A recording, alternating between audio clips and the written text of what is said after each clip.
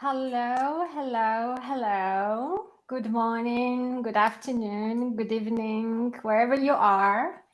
Welcome to the Path to Resilience show. Thank you for being with us. So, our subject today is going to be about the power of self-empowerment. We're so excited today because combining between resilience and self-empowerment is huge as a subject, right? Saluta, Jay. I agree. Hello. Absolutely. So stay connected to learn more. And as the title implies, self empowerment is taking full responsibility of our lives. We all need self empowerment to overcome our challenges. We all need self empowerment to make new choices, to go for what we really want. We all need self empowerment to give our life, to give ourselves new chances in life. That's why we invited an amazing empowerment psychologist, Jay Rai from London. Hello, London. so, so Jay is not only she's not only a psychologist. She's a very passionate and kind person, and she empowers people through to go over their limitations, to rewire their brain, and then create and embrace the growth mindset. And she's also a corporate speaker and a contributor to Forbes. And so, Jay, can you tell us a little bit about you and why self empowerment is very important to you? Thank you, Hanane. I'd just like to say thank you so much to you and Stay Luta for inviting me onto your LinkedIn Live. And actually, indeed, this is my first one. So I'm exceptionally excited to be here and join all of you. My journey essentially it was one really in which I grew up having no voice. Okay. And I actually mean that in the kind of literal sense. Now, I was raised in an environment where I was to be seen, not heard, not to challenge or question any kind of authority, to simply do what I'm told. Right. And I actually wonder if anyone in the audience can relate to this in part. Do drop in the chat if you do. And my parents, they were first generation to arrive in the UK from India. And their belief system at the time meant that I wasn't permitted to integrate into Western society, which in their minds they perceived as a bad influence, right? It's just such was their fear. And this was despite me growing up and living in a town where there were only Westerners. So I couldn't relate to anyone or fit in at school, which as a child was all I ever wanted. And we all know that connection is our life force, right? Yeah. So there was no real sense of belonging anywhere or being able to develop any kind of social skills. So as a result, I was painfully shy, right? So I was instructed how to think, how to dress, how to be. And at my core, I had no individual identity, right? Because on the one hand, I couldn't relate to Western culture.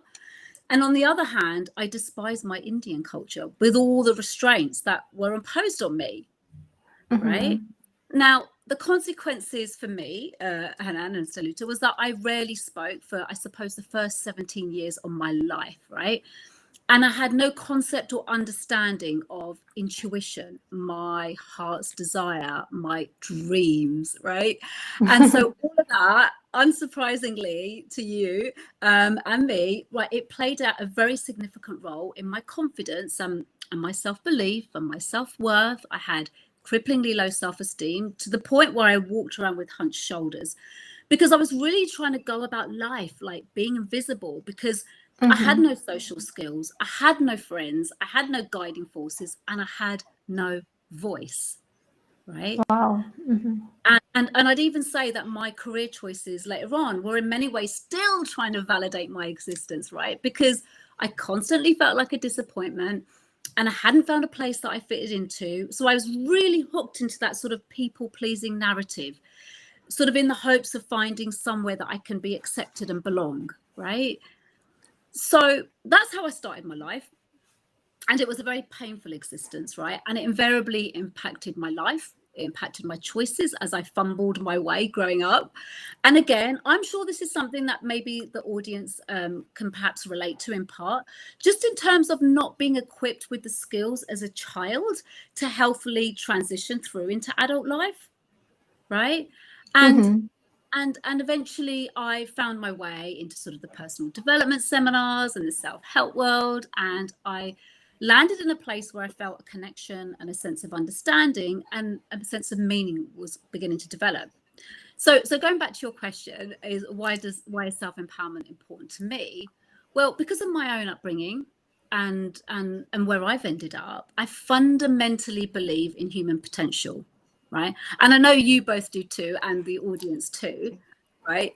And now, as somebody who didn't speak, and I literally didn't speak, to now speaking at some of the largest companies in the world, like Google and Amazon, I truly do understand what it takes to transform and rework our mindset, sort of starting at the soul level, right? And even though I'm trained in neuroscience and psychology, I would say, and I don't know if you would agree with me, but I'd say it's so much bigger than that, and other modalities, because when you also sort of tap into the larger forces at play as well, I mean, it's literally life-changing. So essentially, I became the therapist I wish I had when I felt lost and broken. And now I train people through role play, to find that empowering connection to themselves, because my clients don't know what they don't know, right? And I mean, I didn't know what confidence was, or self-esteem was, or self-worth was, or boundaries, and what that looked like, sounded like, and felt like, right? And so then, rather than endlessly reliving my story, you know, hoping and praying that life will get better, what I now do is bathe people in their own potential until it sort of takes on a life force of its own, so that they really understand the language and the energy to oneself to begin to shift their relationship to themselves. And sort of based on my own work with addiction and trauma clients, it really doesn't as long as you might think. I mean, we can literally train our brain to work for us and break those old connections and make those new, healthier ones.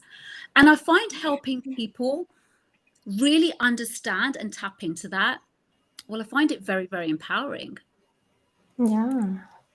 Beautiful story, and thank you for sharing it with us. I just wanted to acknowledge all the people who join us live and who say hello. We have hello from Kai from Hamburg. We have hello from El Kamuni, from Elosin. I'm sorry if I missay your names, for Anjum, from Rolando.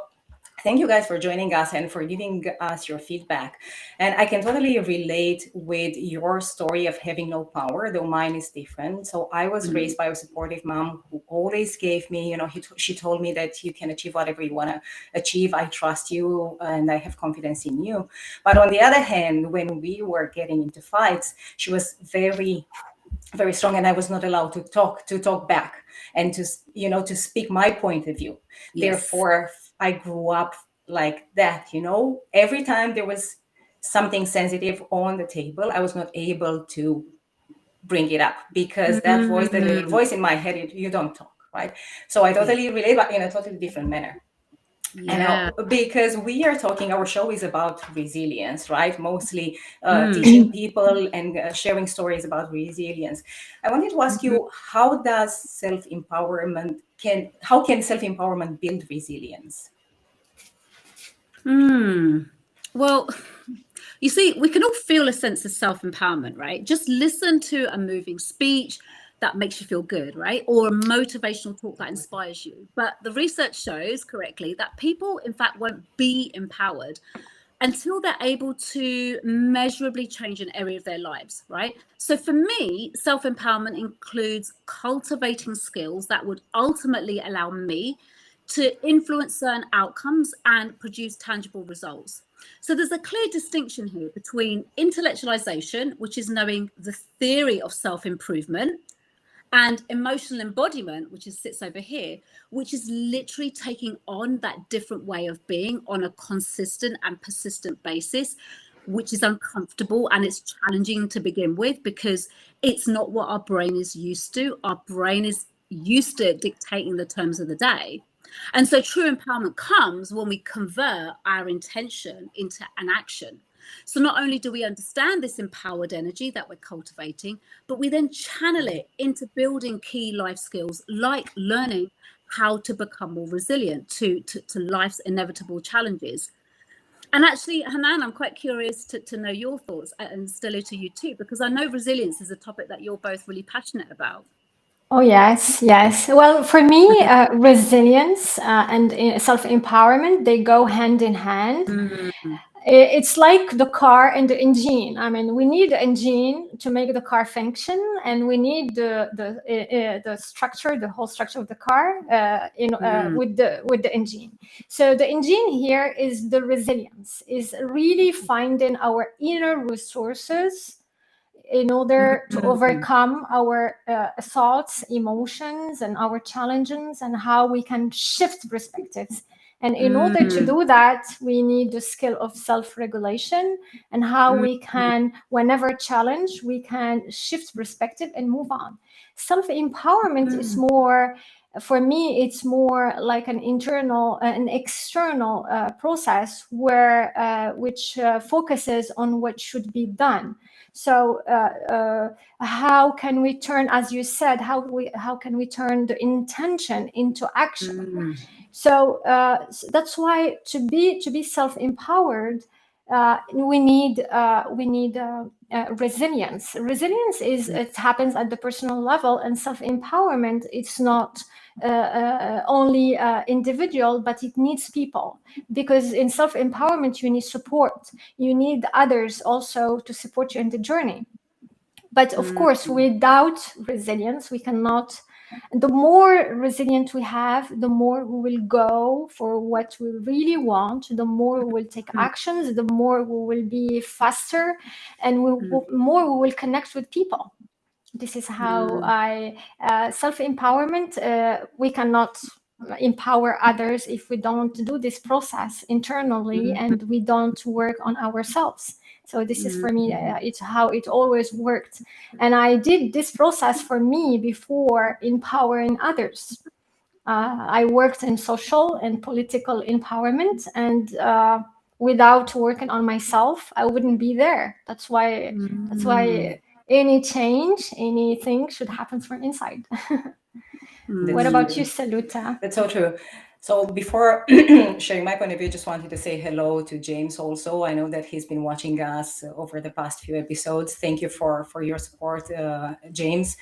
Hi, Shafak, as well. So for me, they're pretty related in the sense that, as you said, Hanan, in order to self-empower yourself, you need to take action, right? So there is action behind it. In order to take action, you need to have clear goals. And we had an entire episode in which we talked about the power of clear goals in building resilience, right? So, and I'll link it in the notes below, and I will also add a link to it when I edit a video for our YouTube channel. So you need to have clear goals. You also need to have awareness, right? Which is part of building the skills of resilience. And we have another episode on awareness as well. Excuse me. And awareness helps you create a plan to fill the gap between the skills that you need in order to achieve your goals and where you are right now, which is really important. So awareness is not only understanding and understanding where you are, but also mindfully reaching out to other people and creating a plan to achieve your goals. So I think there is a huge connection, and I think they fit into each other.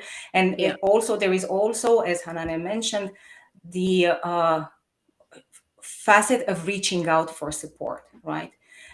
Because many times you can do it alone, and many of us are brought up to be self-reliant, and we are very competitive. But we need to accept that there are limitations, and in order to up-level our skills, in order to rewire our brain to see our life from a different perspective and create a new future for us, we need to reach out to people who are specialized in that, people like yourself, people like us, who know how the brain works and who can help people support and move on the path of achieving their goals. Yeah, Yeah, I will go back to something you said earlier, Jay. You mentioned that you worked in trauma clinics and addiction. So I'm Mm. just curious, how did you get into that, and how that impacted your work in empowerment? Mm. Well, I don't think I really knew in any tangible way at that time the impact of being empowered, which is trusting my own inner guidance system and indeed where it can take me, until I landed an internship, and it was for the UK's leading mental health clinic, which came about from an intention and an action and tons of patience, because there was a lot of rejection along the way, but I'm not going to get into that.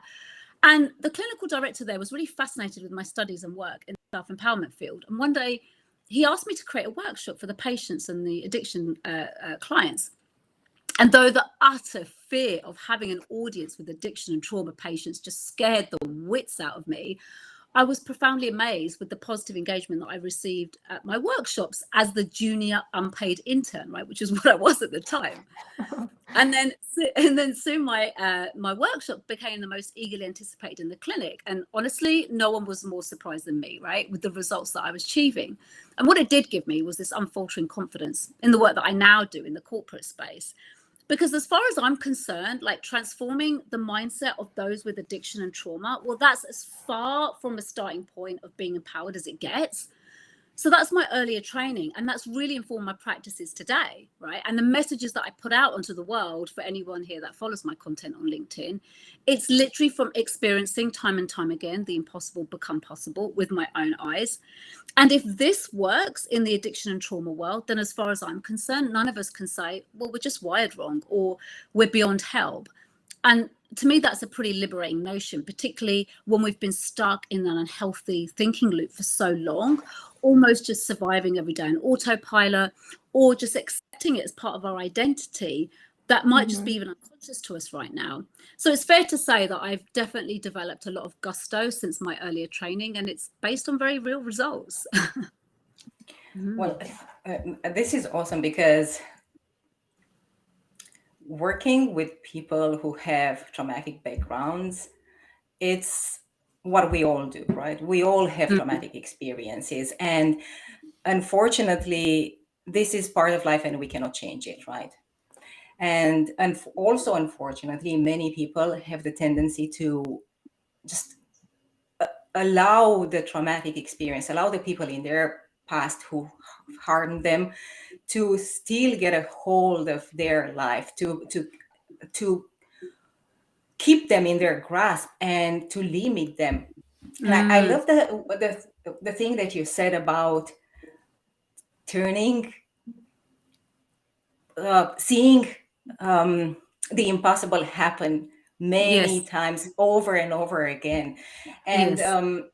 but I'm sure that you've also seen, people who are not able to self-empower themselves, right? And I was Mm. wondering if you can share with us your thoughts and, what is self-empowerment to you, and why do you think people lack self-empowerment? Self-empowerment means taking control of your life, and it's about more than just feeling able to do so, though that is a really important and indeed a crucial element. And to me, true personal empowerment, well, it requires us to set, and we talked about this earlier, or rather you talked about this earlier, Steluta, it requires us to sort of set meaningful goals, to identify what we want from life, and then to take action on the goals and have more of an impact on the world around us. And there's nothing new there in what I've just said. I mean, I think everyone here in the audience knows the importance of goal setting. Now, a lot of clients will turn to me and say, but Jay, I don't really know what I want. And the reality is that we often say, I don't know what I want, because we fundamentally believe it's unattainable, or we've tried in the past and it didn't happen for us. So now we've lost hope and we've tripped back up into that old narrative, and we've gone back down that rabbit hole whenever we're contemplating making a meaningful change towards the same goal again.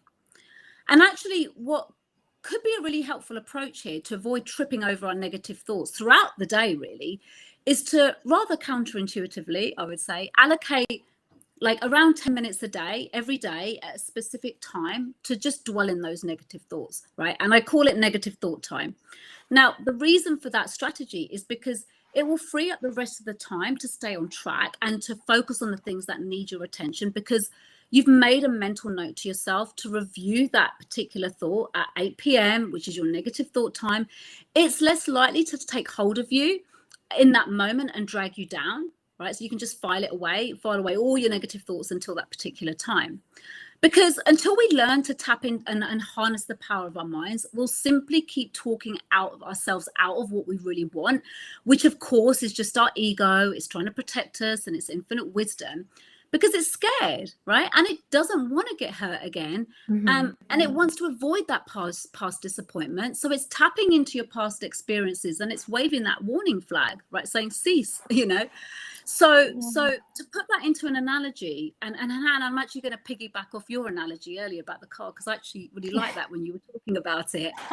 And the way I'd put this into an analogy, or a car analogy, is like, it's like we're driving our car, and instead of like looking at the road and the direction of travel and where we want to go, we're constantly driving and we're looking in the rearview mirror of our past experiences, and then we're veering our car off course. But we're the one who's driving. So that means we're the only one that can correct the course. And so people who are not empowered tend to lack control of what they do. So they're not in the driving seat of their life, right? And that could be because they're stuck in blame or shame or regret. And now this most often, it stems from our upbringing and the messages that we were given, that we've carried into our adulthood, right? Just like I did. And when that happens, it may manifest in allowing others to make decisions for us, right? Whether it's your spouse or your friends or your manager or your colleagues. So when we lack confidence in ourselves and our decisions, we therefore rely on others to give us direction, right? It's like we're letting them drive our car. And that's just one example, because of course there's so many different ways that our childhood patterns play out into adulthood. However, these patterns of behavior can be changed and broken, beginning by, and Steluta, this is to your point, increasing our self-awareness. And there's so many ways to do this, right? And like keeping the thought diary, or meditation, if that's your jam, or even creating an accountability group to help you stay committed to your intention. And I recently quit refined sugar, right? And I shared this in one of my posts, right? And honestly, I know that my sheer willpower wasn't going to be enough for me to break the habit. So you know what I did? I reached out to my friendship group to see if anyone else in my friendship group was interested in reducing or quitting sugar themselves. And then with those people, I started a WhatsApp accountability group where I shared alternatives to sugar. I shared my research on sugar, because that's how I roll. I'm a bit geeky like that. And the rest of the group joined in, and they also did that too. Now, because it's my group, I feel a sense of duty to stay committed to my goal, right? So that's really helped me quit sugar. So the point is that it's accessible to all, and there isn't a one size fits all here in approach to self-awareness, and getting creative to find ways to stay on track. That's something that's totally possible. So I would say experiment and find what works best for you. And actually, I'm quite curious to know what the audience do, our lovely participants here, to cultivate self-awareness, because perhaps you guys in the chat, you might have some strategies that can help others too. So I'm really keen to read what you have to say. So Well, type it below, guys. Thank you. Yeah. Type it below, because we're curious to see. We all have our strategies. Sorry, Hanane. And I just wanted to say thank you for the idea of allowing 10 minutes a day to really offload your crap. And I'm sorry for putting it that rough, but it is like that. Sometimes it is, we have crappy thoughts, and I call it my crap time. And it's called, I have, honestly, with some clients, I give them their crap board, and I ask them to literally offload everything on the paper and say, this is your crap board, write everything down, and then put it away. Yeah. And well, I just wanted to add something. Well, first, I can relate to many things you said, Jay, about trauma and about how we can really shift perspective when we become more self-aware. I come from a real story of trauma, and then the only thing that I had when I had this accident for many years is pain and mental struggle. And it's amazing. And then one of the things also that you said is that sometimes we don't know what we want, while in fact we really know what we want. It's just sometimes we don't dare to do what we want. And then that was really a key point in my life, is that I always knew what I wanted, but I just didn't dare to do what I wanted. And so mindfulness helped me in this process of awareness of my thoughts, awareness of my emotions, awareness of my behavior, and that helped me really shift many things in my life. And moving from the self-awareness or from the self-empowerment to empowering others was also key in my life. And I've looked many times in the eyes of many women that I met in my life, and how they shifted, and how they really evolved as human beings just because of this awareness thing about what they struggled with or what they wanted really. It's amazing. It's really amazing how people can change, can evolve from sometimes from really minor things that may happen that trigger this change and this awareness within them.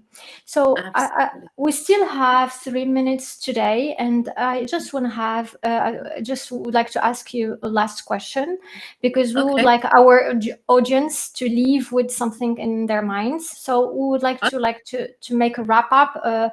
What would be self-empowerment, like in a few words, and the takeaways from this episode? I know that we can talk for hours. We have stories. We have big stories about self-empowerment and resilience, the three of us. But we would like to make it direct to the point, and then so that our audience can remember something today about our episode. Okay, cool. I'll try and wrap it up in like 2 minutes or less. You can time me. Yes. So at a basic level, I would say the term empowerment, as I've already alluded to earlier, means becoming powerful. So personal empowerment therefore means taking control of your life, right? And not allowing others to control it for you, even inadvertently through non-action, which we all know is still action. And actually, this kind of reminds me of a famous quote by Eleanor Roosevelt, who says, "No one can make you feel inferior without your consent." And that sounds quite simple, but in practice, taking control of ourselves can be quite a complicated process, right? And as I said earlier, we need to develop self-awareness so that you can understand your strengths, you can understand your weaknesses. You also need an awareness and understanding of your goals and how they differ from your current position. Now, achieving your goals may require you to change your behaviors and even your deeper values and long held outdated beliefs, just like I had to do, right?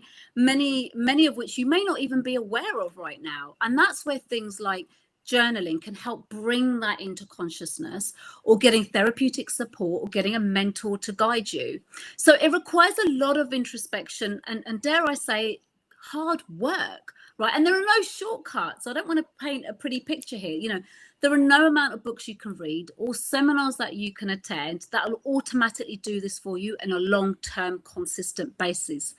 So I would say my key message here is that you have to do the work, period. Right. And for the people watching, I'm wondering what empowerment means to you, Stelluta and Hanane, and the audience too. Yeah. Well, for me, it's exactly what you said, is putting in the work, because I've met I work with women, right? So I've met so many women who have been reading and going to seminars, self-development seminars, and still struggle because knowledge, whilst it is power, it is not enough. You need to take action. So for me, it's taking action. And between the two of us, me and Hanane, we really have a lot of fun on this topic when we spend too much time in our heads and we doubt ourselves sometimes, some ideas that we have. we each other push, just take action, and you will see that this will change your energy. This will change the way so for me, self-empowerment is taking action. This I is just yes, yeah. Good. extraordinary. I just want to read one of the quotes of Jim here, which is beautiful. I really like it. Yesterday I was clever. I wanted to change the world. Today I am wise. I want to change myself. Exactly that. I mean, Yeah. self-empowerment starts from the self, from taking full responsibility. And for me, it's action, action, and action. Thank you. So, because we are at the end of our time, actually 1 minute more. Jay, can you please tell us where can people connect with you, where they can see their work, your work, where they can reach out to you, and see if they can work with you? Well, of course, connect with me on LinkedIn. This is my platform of choice. And on social media, so Jay Rai, which is how it's spelled in the window here, .com is my website, and jray.empower is my Instagram and social media handle. Well, thank you so much for joining us today. It was a really great session. I hope our audience enjoyed it as well, and they had some good key takeaways. I loved the quote that Rumi's quote that James shared with us. So, guys, please follow us on social media, connect with us. If you have a story that you want to share with us, reach out with us, and we will help you make your story public to the world so that we can empower other people as well. Follow us on our YouTube channel. We have a new YouTube channel, which is called Building Resilience Coaching. And see you in the next episode.